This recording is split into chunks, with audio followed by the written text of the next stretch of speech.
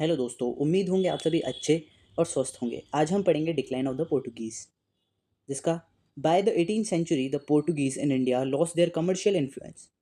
जो 18th century के अंदर पोर्टुगीज़ जो थे इंडिया के अंदर, उन्होंने अपना कमर्शियल इन्फ्लुएंस जो है वो खो दिया था। Many tick two piracy and robbery. बहुत सारे पोर्टुगीज़ समुद्री डकैतियाँ करने लग गए थे, चोरियाँ करने लग गए थे और रॉबरी करने लग गए थे। In fact Hooghly was used by some Portuguese as a base for piracy in the Bay of Bengal. यहाँ तक कि जो हुगली था बे ऑफ बंगाल के अंदर, उसको डकैती का अड्डा बना लिया था पोर्टुगीज़ ने। The decline of the Portuguese was brought about by several factors.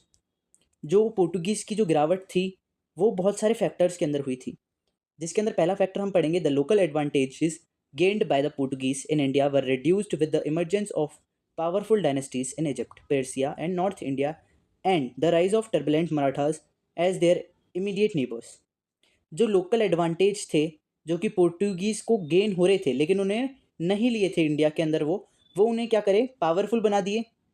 किसे? जिनकी उन्होंने मदद नहीं ली थी। वो कौन कौन थे? इजिप्ट, पर्सिया, नॉर्थ इंडिया, ये तीन देश, और जो मराठा थे उनके नेबर, पड़ोसी। उन्होंने क्या करा था? कैप्चर कर लिया था Celeste and basin in 1739 from the Portuguese उन्होंने ले लिया था वो मराठाज ने। और जो ये तीन देश थे इन्होंने मराठास के साथ मिलकर पोर्टुगीज़ को हराने के अंदर अपना मुकाम हासिल किया। The religious policies of the Portuguese, such as the activities of the Jesuits, gave rise to political fear. Their antagonism for the Muslims apart, the Portuguese policy of conversion to Christianity made Hindu also resentful. जो religious policies थी Portuguese की, जैसे कि उनकी activities थी कुछ जीसूट्स के अंदर, जिसके अपन ने पहले वाले टॉपिक के अंदर पढ़ लिया था, आप उसके अंदर जाके देख सकते हैं। और जो था वो पॉलिटिकल फियर बढ़ा दिया था पोर्टुगीज़ के लिए, जो उन्होंने एक्टिविटीज़ करी थी रिलीजियस पॉलिसीज़ की। Their antagonism for the Muslim apart, उन्होंने जो मुस्लिम्स को हटाने के लिए ये पॉलिसी चलाई थी, वो पॉलिसी जो थी पोर्टुगीज़ की वो हट गई थी हिंदूज़ के थ्रू। हिंदूज़ ने हटा दिया था, मतलब प्रोटेस्ट करा था हिंदूज़ ने। Their dishonest trade practices also evoked a strong reaction. The Portuguese earned notoriety as a sea pirates. Their arrogance and violence antagonized the rulers of small states as well as the Mughals. जो dishonest trade थे practices जो कि Portuguese के through हो रहे थे, उन्होंने एक बहुत बड़ा रिएक्शन करा था, स्ट्रॉन्ग रिएक्शन करा था। The Portuguese earned notoriety at sea pirates, जो पोर्टुगीज़ थे उन्होंने एक अपना डकैती वाला दर्जा पा लिया था सी के अंदर। Their arrogance and violence antagonize the rulers of small states as well as Mughals. Mughals और छोटे रूलर्स ने भी उनका प्रोटेस्ट, उनके खिलाफ अपोजिशन में खड़े हो गए थे वो।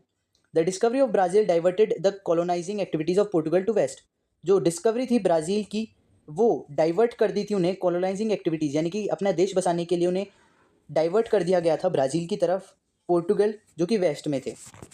The union of two kingdoms of Spain and Portugal in 1580-81, dragging the latter into Spain's war with England and Holland, badly affected Portuguese monopoly of trade in India.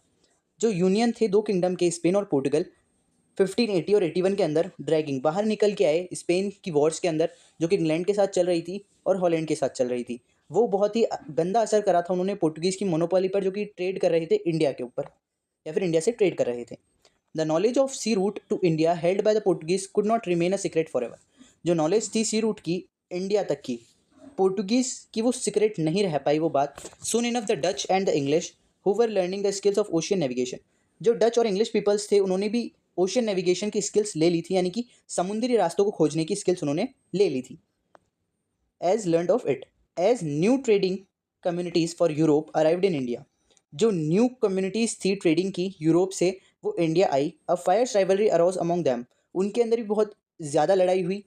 In this struggle the Portuguese had to give away to more powerful and enterprising competitors. जो Portuguese थे अब उन्होंने क्या मिल गए थे? बहुत ज़्यादा powerful और इक्विप्ड कॉम्पिटिटर्स मिल गए थे, उनके बराबर के कॉम्पिटिटर्स मिल गए थे उन्हें।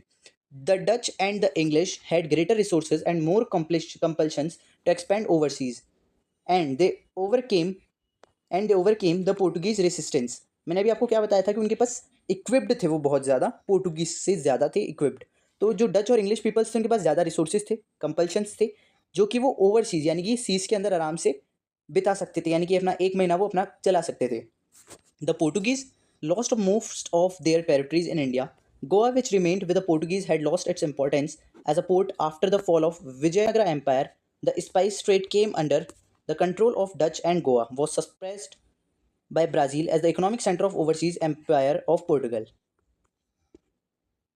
यानी कि जो डच और इंग्लिश पीपल थे वो क्या थे, पोर्टुगीज़ के दुश्मन बन चुके थे। जो गोवा था वो रिमेंड, यानी कि जो गोवा था वो पोर्टुगीज़ के हाथ से चला गया था, ठीक है।